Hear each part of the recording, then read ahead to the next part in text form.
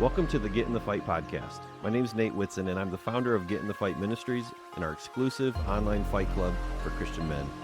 Everything we do here is dedicated to helping Christian men become the men that God meant for them to be. So if you're looking for helpful content and conversations that can help you to grow and become the man that God made you to be, then you're in the right place. But before we get started, please do me a huge favor and be sure to subscribe, click the like button, and then leave us a 5-star review. Doing that helps us to reach more men who are looking for content just like this. Also, if you'd like to learn more about our mission and how to get involved or how to join the Fight Club, then head on over to getinthefight.club. That's getinthefight.club and learn more today. But without further ado, it's time to get in the fight. So let's go. Hey, what's up, fellas? Happy New Year to you. If you're listening to this at the time of the recording, it's New Year 2025. Hard to believe we're closing in on episode 100, which is pretty exciting here with the Nate Whitson Get in the Fight show. And just excited that you're here, that you're listening, praying that this is a year of breakthrough for you, a year of helping you to get in the fight, to be the man that God meant for you to be a better husband, be a better father, be a better follower of Jesus. Really, that's the core of what this is about for us. That's the conversations that we have. That's the focus that we have. How do we become better husbands, better fathers, better followers, and just better men? So if that's what you're interested in, thanks for listening again. Do me a favor, subscribe to the YouTube channel. If you're listening to it now or wherever you're at, subscribe to it. Makes a big difference. And then if you like it, if this is a conversation where you're like, man, I know somebody that should hear this, or I just think everybody should hear it, that would be cool. Do me a favor, share it on social media, share it directly with a friend, comment. All of that really helps us to reach more men. We appreciate that so much. And just again, know this: if you go to getinthefight.club/bio, you can find all kinds of free stuff there. If you want to just get on the newsletter and just be encouraged on a week-to-week basis, we would love to have you there. If you want to sign up for the Fight Club for free, it's a place where men are jumping in almost every single week from all over the world. Men are from, everywhere at this point. Just so many different guys from so many places that are looking to connect and grow in their walk to be better fathers, husbands, and followers of Christ. So again, if that's you, it's a free community. Please check it out. getinthefight.club/bio. You can find the links to all kinds of free stuff, memberships, courses, different things like that. Check it out. So anywho, that's where we're at. Happy New Year. Glad you're here. Today, I want to talk about bucket lists, and I want to talk about this question again that my kids asked me, and it kind of just caught me off guard. I was kind of surprised that they were even thinking about a bucket list or even knew what that was. But one of them had come up to me the other day. I've got 4 daughters. Many of you know that. But one of my girls came up to me and said, "Hey, Dad, what's on your bucket list? Do you have one?" And it kind of, again, it surprised me, and I didn't actually know, what to say to them in the moment. But it really got me thinking, and so that's why we're here today. But I just thought, like in my day job, I do financial planning, and I've done that for 20 years. And this is a big conversation that I have with people all the time. Like, tell me about your plans. Tell me about your future. What do you want? What do you want it to look like? How do you want to spend your time?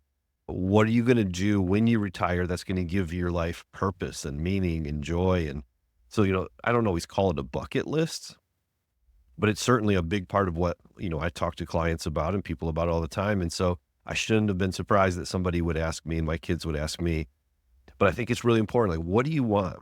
If you could do anything, if you could dream of doing anything, what would you put on this bucket list? That's really what this is about. If you've never heard the phrase, which I doubt many of you probably have never heard that phrase, but if you haven't for some weird reason, a bucket list is kind of like this list of like, man, if I could just put all of my dreams on a paper, man, if I could just check those things off, like that's the bucket list. If I could have that kind of life, if I could do those things, accomplish that, whatever it is, that would just make life incredible, right? So what is on your bucket list? I want to talk about that. I want to talk about, first off, kind of the typical list.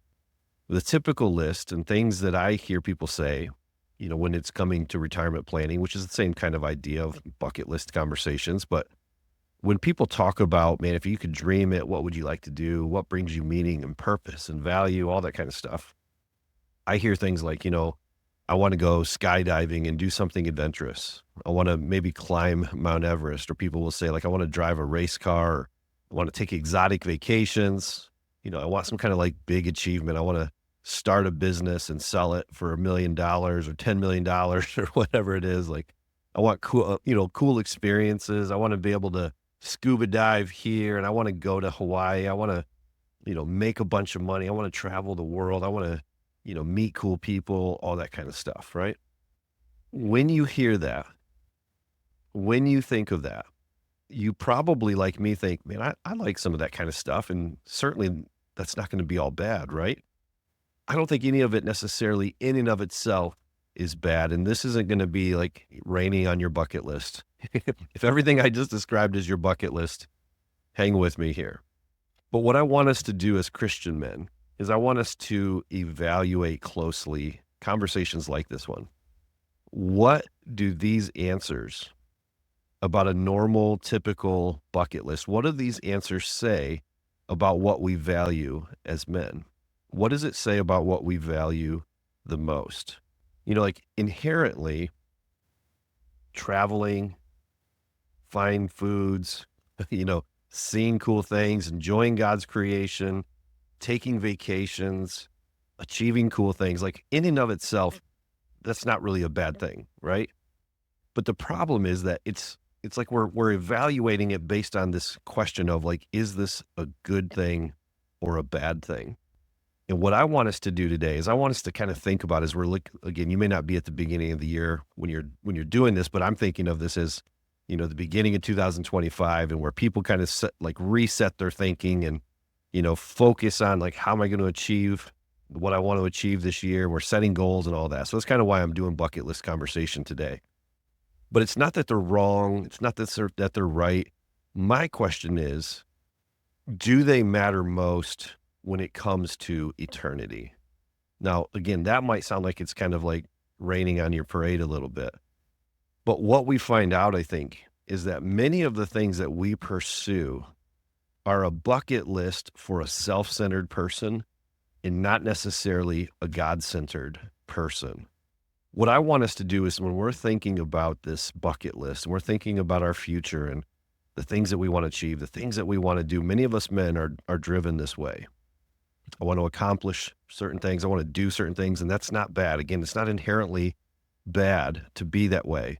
But I want us to start to turn our attention a little bit to this idea of, does it matter most, and will it matter most later on, right? So let's do this and just kind of say, like, what does God's word say about what should truly matter most? What would it look like to think of a bucket list from a biblical God first perspective? That's kind of where I want this to go. All right. So first, let me ask you a couple of questions. I want you to think closely about these three questions. Number one, would you call yourself a biblically minded man? Are you that way? Would you say that you are a biblically minded man? Number two, do you think of your life in ways that, takes God into account for the decisions that you make? Are you the kind of person who takes God's perspective into account when you're making decisions? Is that you? Does that describe you? And number three, do God's priorities come anywhere close to your priorities? This is kind of what I'm questioning myself in. This is kind of what I asked myself when I started to think through and just kind of like pray through and prepare for this conversation today. I have a bucket list, and I'm going to kind of share some of those ideas with you in a little bit here. You probably, even if you haven't written it out or thought of it in these terms, have some dreams, you have some goals, you have some ideas. And I guess where I want us to start the conversation is, are we in the right foundational place or mindset as a Christian man to think biblically, to think in ways where we say, God, what do you think about this list? What do you think about these decisions?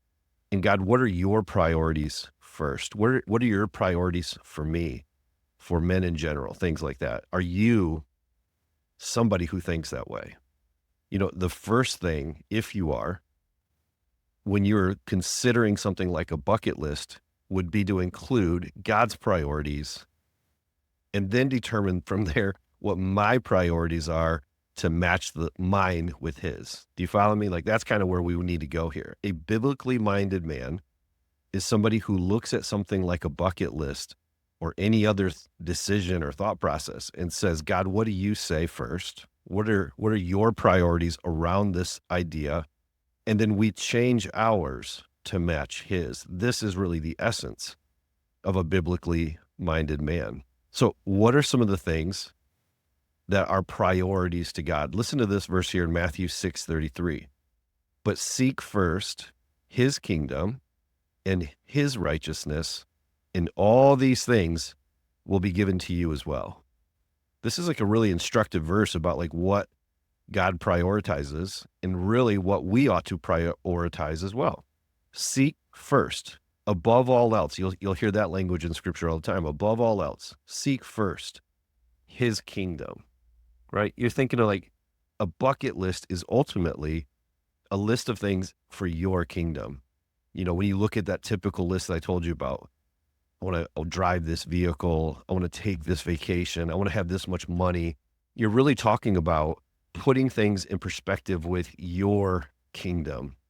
What Jesus tells us in Matthew 6:33 is the first thought ought to be, God, your kingdom, your priorities, your will be done. And then he says, seek first his righteousness. What does that mean?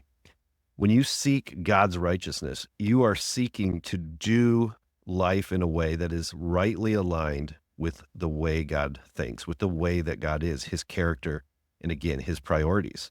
So for a godly, biblically minded man who's trying to be a better husband, a better father, and a better follower of Jesus, we have to put ourselves in a position to think this very way. We need to be thinking about his kingdom and his righteousness. And here's the beautiful thing. What it tells us is that when we do that first, all these things will be given to you as well. He's talking about worry in this passage here in scripture. Like, why are you worried? Why do you have such little faith about your basic needs, your necessities? Won't your Father take care of those things? Why are you so worried? Why do you have such little faith?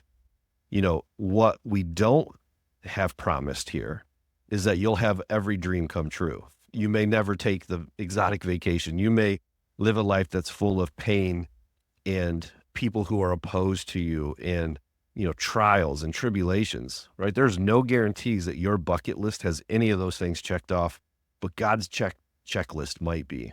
And that's that you would be kingdom-minded, focused on his righteousness, and he will then meet all of those needs, not necessarily wants of your life.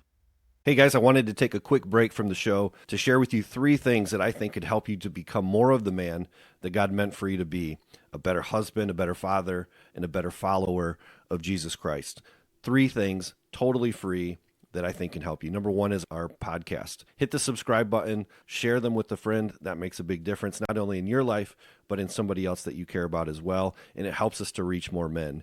Number 2, we do a free weekly newsletter that is short, it's concise, it deals with just one key question and then 3 simple action items each week that will help you to get in the fight in a really practical way. You can find that at getinthefight.club/newsletter. And then lastly, you can join our Fight Club community. This is a free private app for Christian men only, where you can talk to guys and get involved with guys' lives from all around the world who are just like you, trying to get in the fight to be better men for Christ. You get things like daily devos, weekly challenges, monthly gatherings, small groups, so much more. It's kind of like a Facebook group, but exclusively for Christian men, and it's totally awesome, and it's totally free. getinthefight.club/join and check it out. Get more today. So subscribe to the YouTube channel, get our newsletter, get involved in our Fight Club. Totally free things to help you to get in the fight and win today. All right, that's it for now. Thanks for listening. Back to the show. How about this one? Micah 6:8. He has shown you, O mortal, or O man, what is good. And what does the Lord require of you? Here's a really key question, right? When we're thinking about being biblically minded men, when we think about like putting God's priorities before our own, this is a great question to ask. God, what do you require of me? Here's what he says: to act justly, to love mercy, and to walk humbly with your God.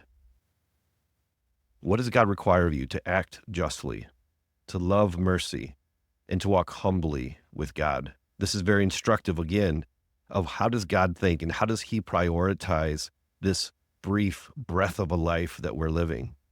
We're so caught up, many of us, in creating a bucket list kind of life where we're really prioritizing our kingdom first, that we kind of lose sight of what matters most to him. What does the Lord require of you?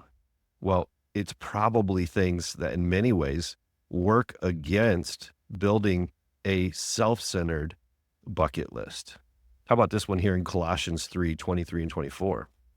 Whatever you do, whatever you do, which is pretty all encompassing, work at it with all your heart, as if you were working for the Lord, not for human masters, since you know that you will receive an inheritance from the Lord as a reward. It is the Lord Christ you are serving. So when we think about God's priorities and how they might change our view of a bucket list, what we do is we say, God, your kingdom first, your righteousness. I'm going to align my life to live rightly before you, like you. I'm going to live in a way that is just and right and true. I'm going to love mercy, and I'm going to walk humbly before you. And then whatever I do, I'm going to commit to you with all of my heart, as if I'm working it directly for you, knowing that the real bucket list, the real inheritance, the real reward is still to come. And I put my faith and trust in that because it's the Lord that I'm serving, right? There's a split that happens here for a biblically minded, God-centered man. We shift from a bucket list that is for the here and now, and we become men who are more eternally minded. And this is critical. This is like so critical.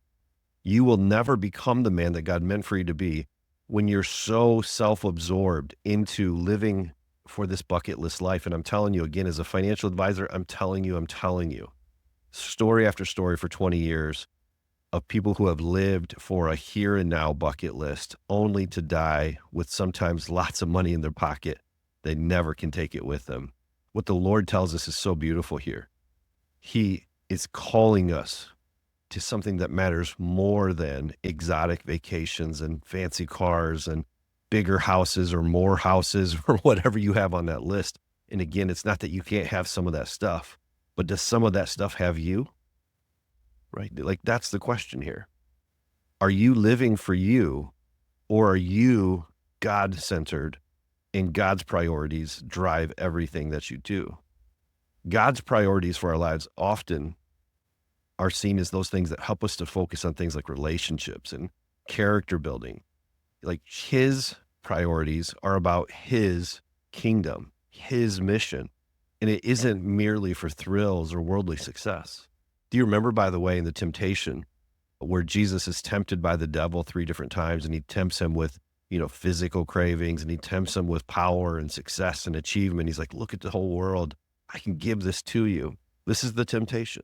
The temptation is to take this bucket list idea and to live so focused on having $1 million or whatever's on your list that you bow down then to that and you live for the here and now.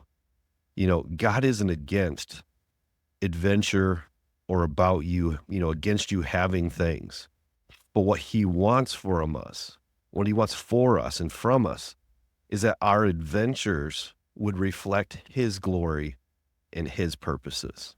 So, what might a God glorifying, a kingdom first bucket list look like? Here's some things that I wrote down that I thought for me, like, man, I would love this. See if any of this resonates or connects with you. But as I read this, again, this isn't really about me trying to tell you my list. I'm curious for you, like, what might your list look like if it was truly God-centered, kingdom first?